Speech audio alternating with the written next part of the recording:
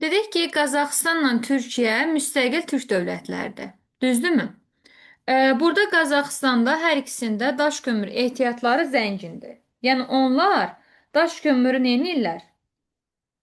Almırlar. Düzü satırlar, ixrac edirlər. İdxal, almaq, ixrac, satmaq deməkdir.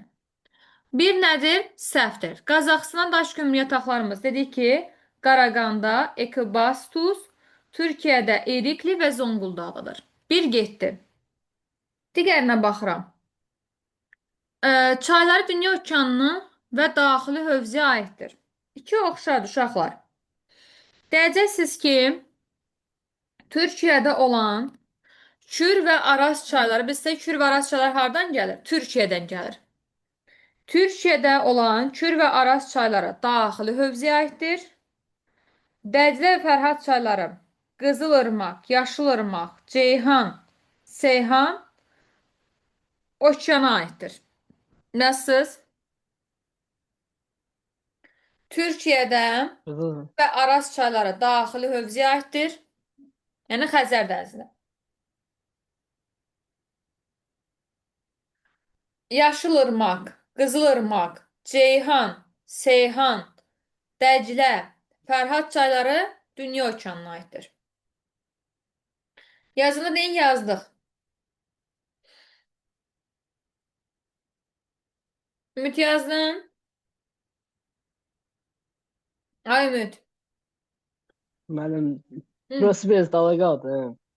Ona Deyirəm görə. qulaq as da. Deyirəm ki, Türkiyənin çaylarından Kür və Araz çayları daxili hövzəyə aiddir. Yəni Xəzər dənizinə tökülür. Bildin? Hə. Qızılırmaq, Yaşılırmaq, Ceyhan, Seyhan çayları isə Atlantik okeanına aiddir. Harasını yazarmışsınızsa deyim də, bilmirəm axı belə tez yazırsınız, gec yazırsınız. Harda qaldım? Dedik ki, Qızılırmaq, Yaşılırmaq, Ceyhan, Seyhan Atlantik okeanına aiddir. Dəclə ilə Fərhad çayları isə Hind okeanına aiddir Türkiyədə. Yazdın Ümid? Bəli, bəli də. Yaz indi Qazaxıstanı. Türkiyəni dedim. Yaz Qazaxıstanda Ural, Enba çayları Xəzər dənizinə tökülür. Yəni daxili hövzəyə aiddir. Daxili hövzəyə aiddir.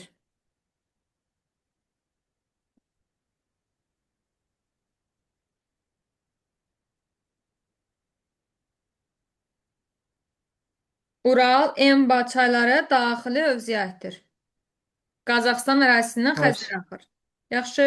Bəli, bəli. Hə. Yaz ki, Dünya okeanına tökülən isə Irtış, Işım, Tabol. Obun qollarıdır. Irtış, Işım, Tabol. Ob çayının nə idi bunlar? Qolları idi. O isə tökülür hara? Şimal Buzlu okeana.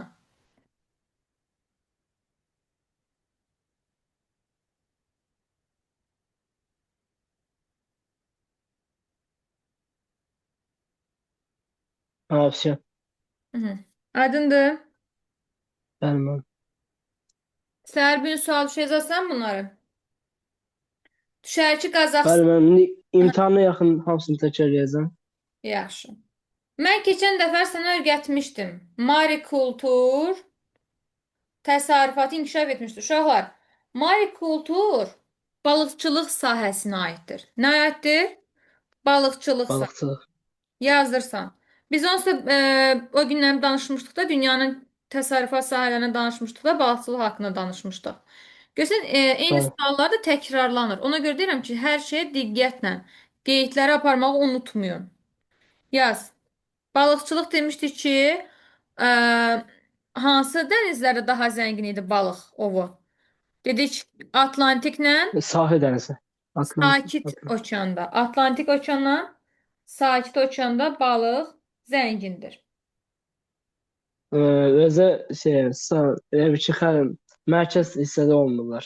Ağaç Ancaq qıraq mərkəz hissədə olur. hissədə olmur da, sahil hissədə olurlar. Yaz. Marikultur. Bax, balıqçılığa aiddir ha bu. Marikultur. Aha, Marikultur. yazdım. Marikultur bilsən nə deməkdir? Hazırda dəniz mühitində müxtəlif orqanizmlərin artırıldığı marikulturdur. Yəni ki, təbii yolla. Balıqların təbii yolla artırılması nədir? Doğru dildə Monokultur. desək təbii yolla. Təbii Bəli. marikultur. Bir də yazırsan akvakultur. Akvakultur.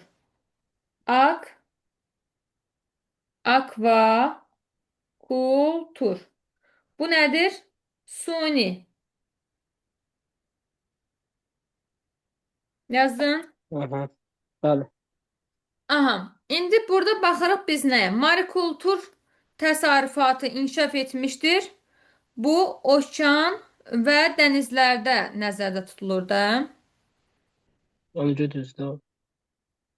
Deyəcəksən ki, axı Qazaxıstanla Türkiyənin arasında marikultur olmaz. Ha, Balıqçılıq orada o qədər də güclü inkişaf etməyib axı. Yaxşı. dedim mən. Ha, Balıqçılıq yadına saxla. Yaponiya, ABŞ, Rusiya, Böyük Britaniya, Avstraliya, Peru, Çili, Kanada, Norveç, İslandiyadadır. Yəni Qazaxıstanla Türkiyədə inkişaf etməyib balıqçılıq sahəsi. Bax sən deyir ki, marikultur bəli. təsərrüfatı inkişaf edib. Biz danışmışıq ki, Türkiyənin Qazaxıstanda balıq haqqında. Yox. Düzdür? Monokulturu bir dənə balıqçılığa görə götürülür ha. Marikultur və akvakultur balığa aiddir. Sadəcə birində Ha, təbii bildim. yolla inkişaf etdirirlər. Birində isə Birində suyunu. suni yolla. Hı -hı. Sonra gəlirik digərinə, dördə. Deyər eyni dil ailəsinə mənsubdular. Məhsul. Düzdür Bəli. bu. Eyni dil ailəsinə deyir mənsubdular. Gəlin, baxalım. Uşaqlar, dil ailələri haqqında gəlin mən sizə məlumat verim. Qazaxıstanla Türkiyə hansı dil ailəsinə mənsub dedin? Bütün Qazaxıstan Ha? Türk. Qeyd edəcəksən ki, aha. Qeyd edəcəksən ki, Türkiyə Altay dil ailəsinin Türk dil qrupuna daxildir. Türkiyə Altay dil ailəsinin Türk qrupuna daxildir. Bəli. Aha. Qazaxıstan isə deyəcəksən ki, o da Altay dil ailəsinin Qazax qrupuna daxildir. Qazaxlar. Bilirsiniz də, Türk dil qrupuna kimlər daxil idi? Türklər, Azərbaycanlılar. Yazdırsınız, onları deyim yazım. Türk, Onu Qazax, bilmirəm, altdan idi onlar. hə, Özbəkistanlar, Qazaxlar, Azərbaycanlılar, Qırğızstanlar. Özbək, Qırğız, çox da əslində Uyğur, Tatlar da, Başqırtlar da, Altaylar da, Tıvalar, Xakaslar da, Yakutlar da bunlar Altay dil ailəsinə mənsubdur. Yəni bu düzdür. Deyir eyni dil ailəsinə mənsublar. Bəli. Türkiyədə, Qazaxıstanda Altay dil ailəsinə mənsubdur. Heç bir səhvlik yoxdur. Oxşar da. Ərazisi iki qitədə yerləşir. Uşaqlar bu hər ikisinə aiddir. Türkiyədə, Bəli. Qazaxıstanda ərazisi iki qitədə yerləşir. Yazın. Türkiyə və Qazaxıstan ərazisi iki qitədə yerləşir. Türkiyə və Qazaxıstan Avropa, Asiya qitəsində yerləşir. Ərazisinin bir hissəsi okean səviyyəsindən aşağıdır deyirsə, bu hara aiddir? Qazaxıstana. Ərazisinin bir hissəsi okean səviyyəsindən aşağıda yerləşir.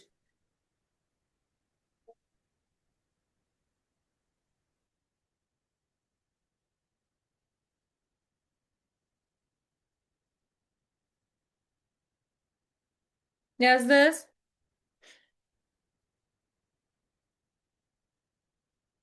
Bilirsiniz də Qazaxıstan harda yerləşir? Nəyə görə deyirik biz bunu? Qazaxıstan Xəzər sahilində yerləşdiyinə görə ərazisinin bir hissəsi okean səviyyəsindən aşağıdadır. Səhər bir gün sual düşür. Bəli, bəli. Deyər Qazaxıstan ərazisinin bir hissəsi niyə okean səviyyəsindən aşağıdır? Deyəcəksiniz ki, Xəzər dənizinin sahilində yerləşən bir ölkədir. Ona görə də ərazisinin bir hissəsi okean səviyyəsindən aşağıdadır. -27 metr. Amma Türkiyə Xəzər sahilində yerləşmir. Ona görə səhvdir. Aydındır? Bəli. Mhm. Gələk digər sualımıza. 7 cavabımız oldu. E variantı. 8-ə baxıram. Azərbaycan ərazisində günəş radiasiyasının, temperaturun, yağıntının miqdarı müvafiq olaraq ən yüksək olduğu ərazilər. Uşaqlar, günəş radiasiyası ən çox Azərbaycanda hardaydı? Günəş radiasiyası. Zəngəzur silsiləsi. Dağlıq yerlərdə. Zəngəzurda da Bəli. var. Abşeron yarımadası olmaz. Siz ən hündür zirvələri seçməlisiniz. Burada baxanda Abşeron yarımadası düzəndir. Dərəliyə Abşeron yarımadası yəni düzəndir. Naxçıvan düzdür. Dərəliyə silsiləsi ilə Zəngəzur silsiləsinə baxırsan. Lakin biz bilirik ki, Dərəliyə silsiləsinin ən zirvəsi haraydı? Hara demişdik? Kükü dağda uşaqlar. Dərəliyə silsiləsinin Bəli. ən zirvəsi Kükü dağ. Hündürlüyü nə qədərdir Kükü dağın? Kim deyər? Kükü dağın hündürlüyü nə qədər idi? 3120 metr. Kükü Bəli. dağ. 3120 metr. Dərəliyəzin ən zirvəsi. Zəngəzurun ən zirvəsi Qapıcıq 3904 metr. Deməli, burada cavabımız nə olmalıdır? A bəndi. Günəş radiasiyası yazın. Günəş radiasiyası çox olur hündür ərazilərdə. Temperatur isə uşaqlar çox olur düzən ərazidə. Bizdə dağın başında temperatur aşağı olar. Yağıntıların miqdarı da dağın başında çox olur. Cavabımız nədir bizdə 8-də? A variantı. A variantı. Bəli.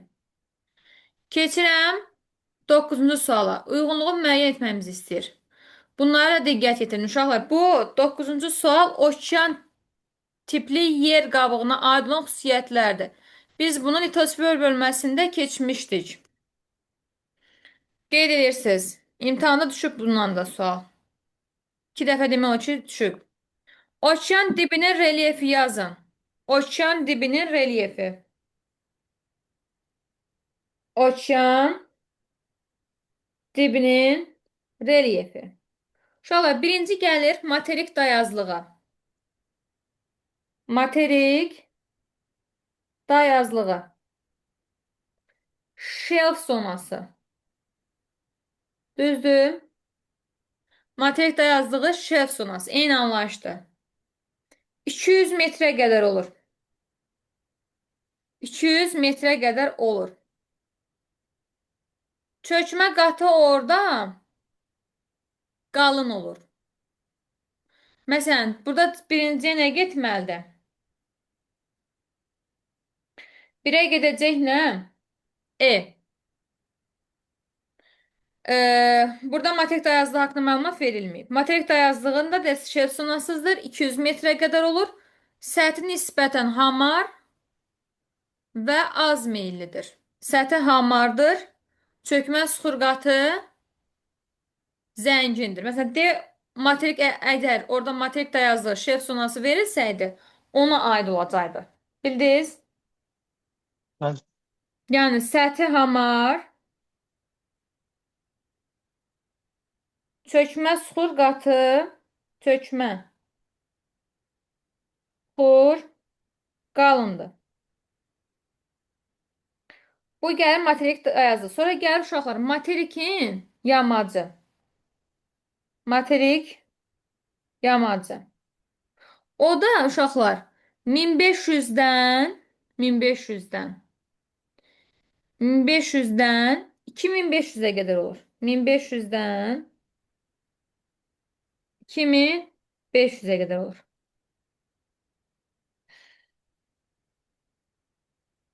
Yəni hündür ərazidir də bura. Meyli yazılır. Sonra gəlir nə? Materik ətəyi. Materik ətəyi. Materik ətəyi 2500-dən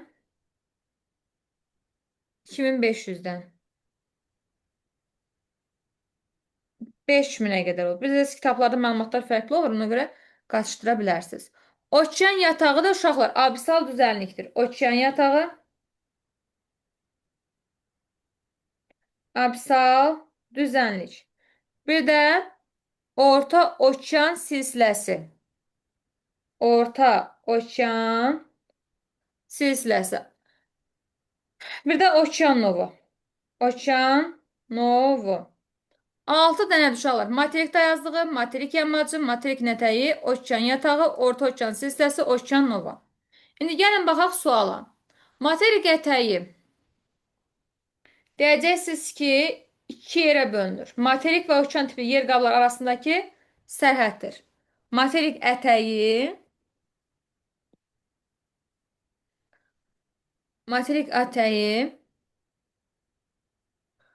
materik və Hı. okean tipli yer qabığı arasındakı sərhəddir.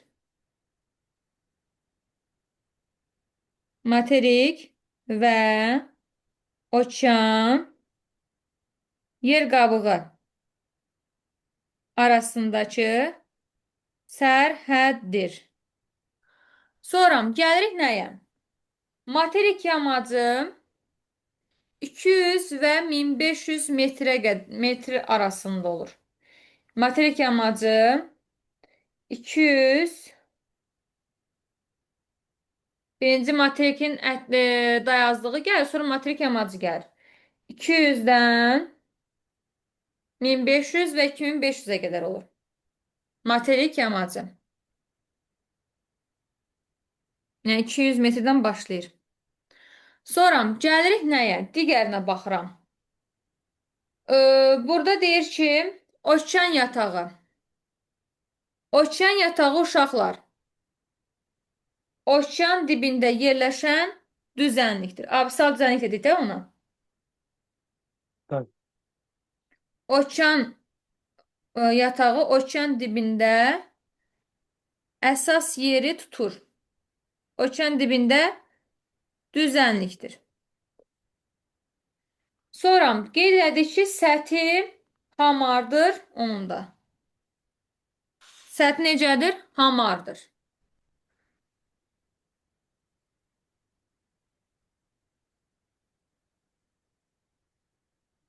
Burada demək, cavabımız 9-da nə olacaq? E bəndi. 1-ə gedir E.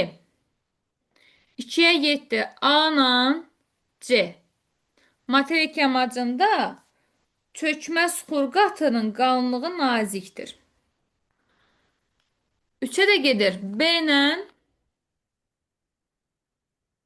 D. Səthi hamardır onun da. Səthi hamar. Çökmə suxur qalındır. Qeyd ediniz. Bəli. 9-a cavabımız E variantı. 10-cu suala bax. Uşaqlar, meyillik məsələləri düşür. Meyillik məsələləri mən sizə çox izah vermişəm. Meyilliyin düsturunu yazırsınız. Yazın. Meyillik bərabərdir. Meyillik bərabərdir. Meyillik bərabərdir. Aha. Çayın düşməsi, yəni H, H. Çayın düşməsi və ya da ki, çayın hündürlüyü deməkdir. H. Çayın düşməsi və ya hündürlüyü. El isə L uzunluqdur. Yəni, H-ı elə bölürsən. Baxın, yenə deyirəm. Meyillik bərabərdir. H-ı nəyə bölürsən? Elə. H həm uzunluqdur, həm çayın düşməsidir. El isə çayın nə idi? Uzunluğu. H hündürlük və çayın düşməsi, el isə uzunluqdur. Yəni meyilli çayın düşməsinin onun uzunluğuna nisbətidir. Qeyd etdiniz. Bəli, bəli, bəli. Deyir mənbəyi Elə uşaqlar buraya cavab verək 2 verirdim. bax tələsməyək. Uşaqlar çayın düşməsini necə tapırıq? Yazın. Çayın düşməsi. Yəni ki, H-ı da çayın düşməsini tapmaq üçün mənbədən mənsəbi çıxırsan. Çayın düşməsini tapmaq üçün mənbədən mənsəbi çıxırsan. Yazdınız? Bəli, Mhm. Sənin mənbən neçədir? 5000. Düzü? bəli. Mənbəyin 5000 metr hündürlükdədir. Mənsəbin okean səviyyəsində olan çayın orta meyilliyi 2,5 metr bölü kilometr olarsa, çayın uzunluğu müəyyən edin. Səndən nəyi istəyir? Eli tapmağı istəyir. Uzunluğu tapanda deyirik. El bərabərdir. Çayın düşməsi bölünsün meyillik. Bildin necə? Eli tapanda el bərabərdir. H bölünsün M. Bu da sənə uzunluğu istəyir də. Sən uzunluğun el deyildi. El bərabərdir uşaqlar. H bölünsün M. Sən çayın düşməsi 5000-dir. Meyilliyin də neçədir? 2,5. 5000 nəyə böləcəksən? 2,5-ə. O da nə eləyəcək? 2000. Sual var. Ver. Düsturları yadınızda saxlayın. İmtahanda çox düşür meyillik. Rahatda bir düsturdur. Çətin bir düstur deyil. Coğrafi obyektlərə uyğun olan əlamətləri müəyyən edir. Uşaqlar, bura hansı materikdir? Avstraliya. Hansı materikdir? Avstraliya materikidir. Uşaqlar, birlə göstərilən yer Qərbi Avstraliya yaylasıdır. Birlə göstərilən yer Qərbi Avstraliya yaylasıdır. Burada 2 var. Görmürsünüz prosto. 2 böyük suarıcı dağlarıdır. 3 isə Tasmaniya adasıdır. Tasmaniya canavarı eşitmişsiniz də yəqin ki. Bəli, 1 Qərbi Avstraliya yaylası, 2 böyük suarıcı, 3 də Tasmaniya adası. Görürsünüz rəqəmləri, yoxsa görmürsünüz? bəli, mən su görürəm. Prosi 2 biraz. 1 2 bu da 3. Bəli, Avstraliya deyir, əsasən mülayim iqlim qurşağında yerləşir. Uşaqlar, mən sizə nə qeyd etdirmişdim? Demişdim ki, Afrika ilə Avstraliya mülayim iqlimdə yerləşmir. Okey? Demək sən bu bəli, biri 2-yə A-nı eləyə bilməzsən. Götürə bilməzsən. Amma ki, uşaqlar, Tasmaniya adası mülayim iqlimdə yerləşir. Yaxşı? bəli. 3-ə gedəcək A. Səhra və yarımsəhra landşaftı üstünlük təşkil edir, deyir. Bu təbii ki, hara aiddir? Qərbi Avstraliya yaylasına. Yazın, Avstraliyadakı səhralar. Böyük Viktoriya səhrası var. Sipson səhrası var. Yazırsınız. Avstraliyanın səhraları. Avstraliyadakı səhralar. Aha, Böyük qumlu səhra. Böyük Viktoriya səhrası. Hipson və Sipson səhrası. Hipson və Sipson səhrası. 4 dənə səhrası var. Böyük qumlu səhra, Böyük Viktoriya səhrası, Hibson və Sipson səhrası. O da Qərbi Avstraliyada yerləşir. Yəni birinin olduğu yerdə. Qərbdən mərkəz hissədə. Birə gedir B. Kaledon Hersin dağılmacə mərhələsində yaranmışdır. Təbii ki, bu hara aiddir? Avstraliyanın dağların adlarını deyirəm, yazın. Orada Avstraliyada Hamersli, bir də Macdonell dağları var uşaqlar. Hamersli, Macdonell, bir də Böyük Suacı dağ var. 3 dənə dağ var orada. Avstraliyada. Qeyd elədiniz. Hamersli, Macdonell, bir də Böyük Suacı dağ var. Uşaqlar, yazın ki, Macdonell və Hamersli dağları Baykaldan əvvəl yaranıb. Macdonell,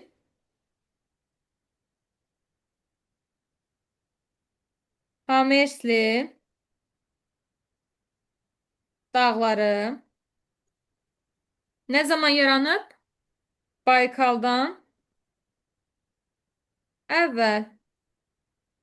Yəni arxa ilə protozoyda yaranıb. Bildinizmi? Onu demək istəyir.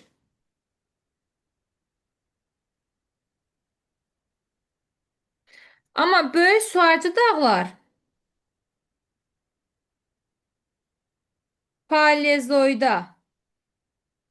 Kaledon Hersində. Yazdınız.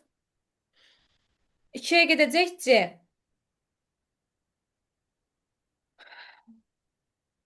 Maalesef. Mhm. Yazdınız mı? Bəli. Mhm. Aferin.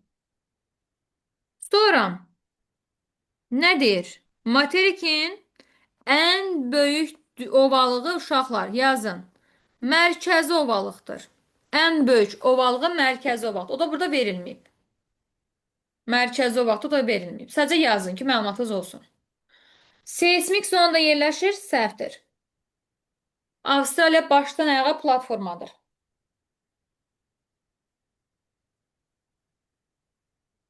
Cavabımız 11-də D variantı. Sual var. Bir. Mən çox istəyirəm. Mən sizə görsən hər şeyi xırdalığa kimi izah verirəm. Tamam. Hə? Sağ olun müəllim. Tamamdır. Hı. Siz də sağ olun ki, qulaq asıb yazırsınız. Yazmırsınızsa sağ ol düşmür sizə. Yo, mənim yazın arxamda. 12-yə baxaq. Yer kürəsinin sxemində göstərilmiş vəziyyətdə müşahidə olunduğu zaman Cape York yarımadası və Butya yarımadasına aid o əlamətləri müəyyən edir. Uşaqlar, burada görürsünüz də bu hansı materikdir? Afrika materikidir. Düzdür? Tamam. Bu da Avrasiya materikidir. Biz də öyrənmişik ki, Afrika materiki harda yerləşir? Cənubda. Avrasiya materiki isə şimalda. Deməli, burada bizim cənubumuz günəş düşübsə, cənubumuzda aydınlıqdır. Cape York yarımadası hardadır? Avstraliyada, düzdür? Baxın, Tamam. Avstraliyadadır. Bəs Butya yarımadamız hardadır? Cape York yarımadamız Avstraliyadadır. Butya yarımadası qeyd edin, yaxşı, yəqin ki, yadınızdan çıxıb. Butya yarımadası uşaqlar. Deyəcəksiniz ki, Şimali Amerikada yerləşir. Butya yarımadası Şimali Amerikada yerləşir. Unutmusunuz, tənbəllər. Şimali Amerikada yerləşir. Butya yarımadası. Bəli. Mhm. Qeyd elədiniz? Bəli. Bəs Cape York harda yerləşdi?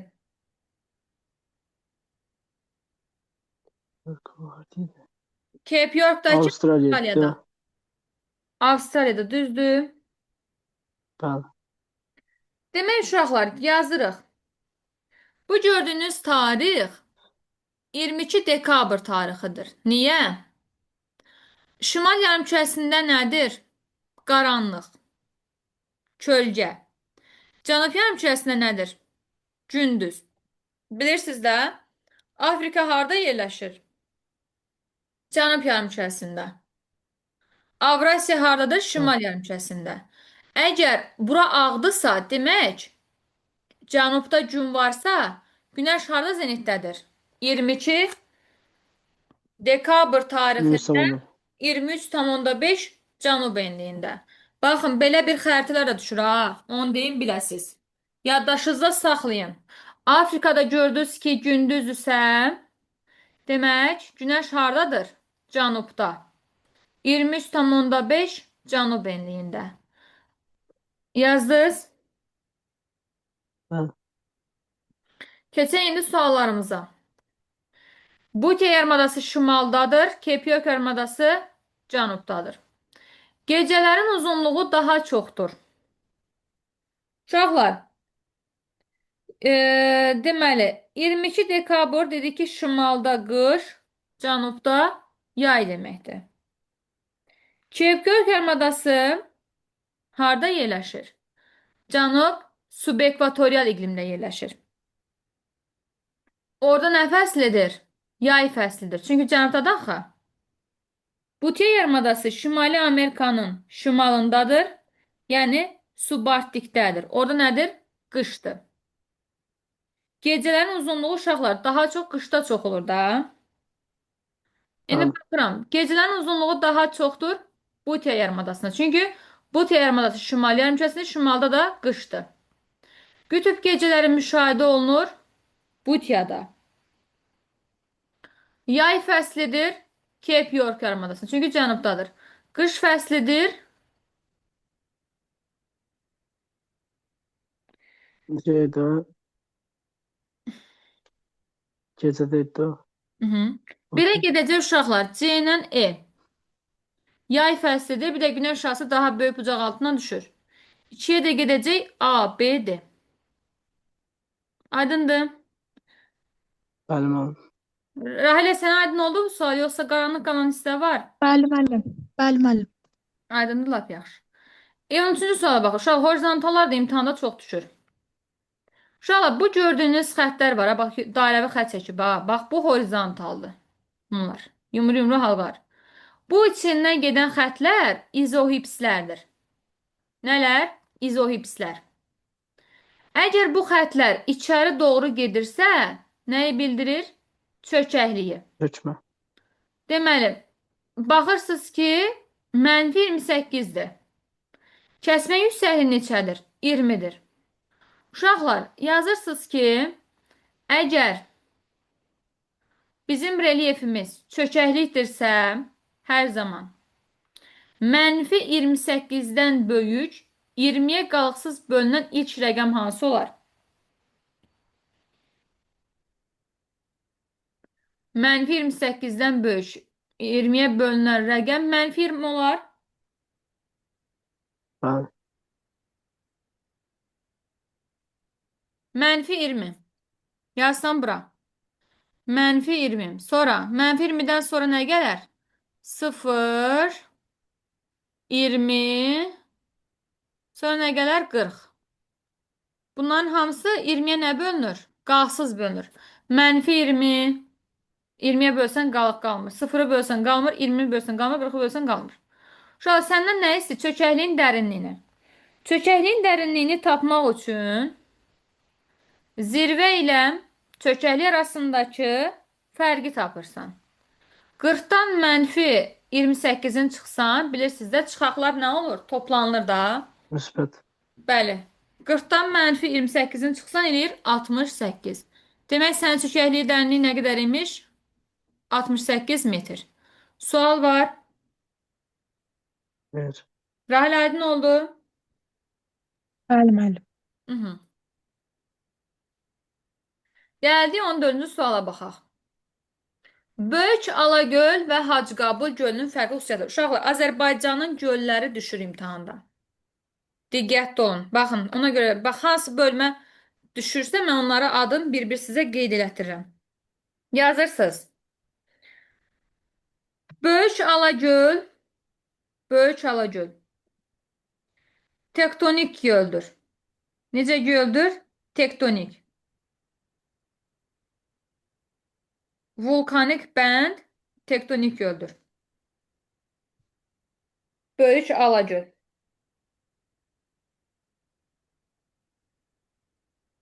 Hə. Tektonik, vulkanik bənd göldür. Bənd göldür. Qarabağ vulkanik arasındadır. Ne arasındadır? Tektonik göldürsə uşaqlar şirin suludur. Yazda saxlayın. Tektonik göllər, vulkanik göllər şirin sulu olur. Hacıqabul gölü isə uşaqlar çay dərə mənşəlidir. Hacıqabul çay dərə. Yəni axarsızdır. Şorsuludur. Bildiniz? Şorsulu. Hacıqabul gölü şorsuludur. Şirvan Hacıqabul arasındadır. Şirvan Hacıqabul. Böyük Alagöl Kəlbəcərdədir. İndi suallara baxıram. Deyir, mülayim isti iqlim şəraitində formalaşmışdır. Uşaqlar, mülayim isti iqlim şəraitində formalaşmışdır. Bu Böyük Alagöl soyuq iqlim tipindədir. Böyük Alagöl hansı tipdədir? Soyuq Hə. iqlim. Soyuq iqlim. Hə. Hacıqabul gölü isə yarım səhra. Yarım səhra, yəni qışın mülayim keçən yarım səhra quru çöl iqlimindədir. Tektonik mənşəlidir, Böyük Alagöl aiddir. İkini götürdün. Axmaz mənşəlidir. Mən demişdim, şirinsulu göllər axarlı olur. Hacıqabul şorsuludur deyə axmaz göldür. Baxmaz. Amma səndən deyir Böyük Alagölün. Yəni Alagölün deyirsə, sən Böyük Alagölə aid olanları götürəcəksən. Bəli, Böyük Alagöl tektonik mənşəlidir. Axmaz göldür deyir, səhvdir. Böyük Alagöl axarlı göldür. Hacıqabul axarsızdır. Şorsulu göllər axarsız olur. Yerləşdiyi fiziki coğrafi rayonunda filiz faydalı qazıntılar zəngindir. Bəli, Böyük Alagöl, Kiçik Qafqaz fiziki coğrafi rayonunda yerləşir. Orada da filiz faydalı qazıntılar zəngindir. Amma Hacıqabulda deyəcəksiniz ki, olmaz. Hacıqabulun olduğu fiziki coğrafi rayonda çökmə mənşəli suxurlar zəngindir. 5-ə baxıram. Ətrafında dağ çəmən landşafı formalaşmışdır. Bəli. Cavabımız olacaq 1, 2, 4, 5. Yazdınız. Böyük Alagöldə, Kəlbəcərdə həm qızıl var, həm xromit var, həm də civə var. Kəlbəcərdə dedikdə Göydərə yatağında nə var idi Göydərədə? Kəlbəcərdə Göydərə yatağında nə var idi uşaqlar? Hı. Nə oldu? Nə tez yadınızdan çıxdı yenə sizin? Yazın. Kəlbəcərdə xromit Göydərə yatağında, civə Ağyataq, Levçay, Şorbulaq yatağındaydı. Qızıl isə Kəlbəcərdə Zot və Şorbulaq Söydlü. yatağında müəllim. Necə ürəyim? Şorbulaq yatağında. Hə, Şorbulaq, Aha. Levçay, Ağyataqda civə yatağımız var Kəlbəcərdə. Qızıl yatağımız isə Zot və Söydlüdə idi Kəlbəcərdə. Amma Zod və Söydlü. Hacıqabulda heç nə yoxdur. Aha. Aydındır. Bəli. Cavabımız oldu 14-də E variantı. Və bizim vaxtımız Hə. bitir yenə. Gələk. İstəyirsən sonlandıraq.